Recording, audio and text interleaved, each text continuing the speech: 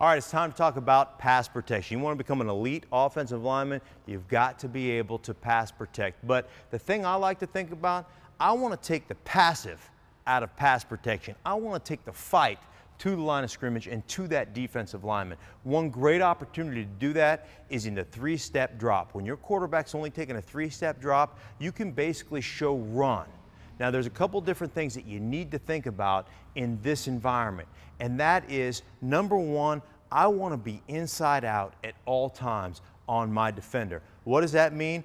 I want my eyes on the inside part of his body. Now, I never want to jump in the middle of a defender, because if I jump in the middle of a defender when I'm blocking him, what have I established and what have I given him? I've given him an inside lane and I've given him an outside lane. If I attack him from an inside out position, what does he feel? He feels body presence here, it's forced to go here. That's what I call funneling. I want to take the defensive lineman where I want him to go. Then I eliminate a couple of different things that I have to worry about. So first off, I want that inside eye position. Now in a three-step drop, I can be very aggressive, but you've got to be able to have your feet work together in unison with each other. So first off is my aiming point, where I want my target to be. Secondly, my feet have to work together. If I step in aggressive manner, and leave one foot behind, I am off balance, and if he gets on my edge, I am forced to do what? I'm forced to open up and pivot and create short lanes to my quarterback. So what I want to be able to do is I want to have that inside position eye, and I want step and my back foot to follow me. Always staying in position, always staying balanced. So your feet have to work together in unison. Now the other thing that you have to understand is the punch becomes imperative.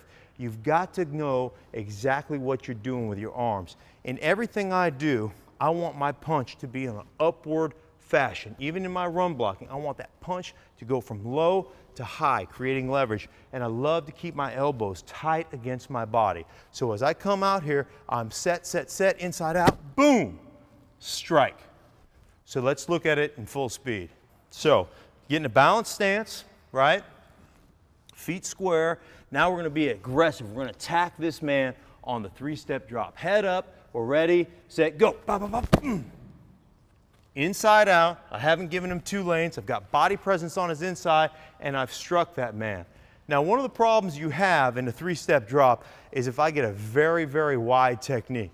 The wider the guy goes, the harder it is to be aggressive, because as I come aggressive, I create a very short alley to my quarterback. So in a very wide instance, in a three-step drop, I've got to give a little ground and then attack. So that's one of the things you have to think about. Inside shade, same thing. If my man's inside now, I'm doing the exact same thing. I'll just change my footwork a little bit.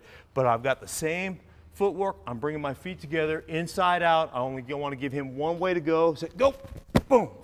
And I'm attacking, striking up, keeping my hips underneath me, keeping my chin and my head up and my eyes up with great vision.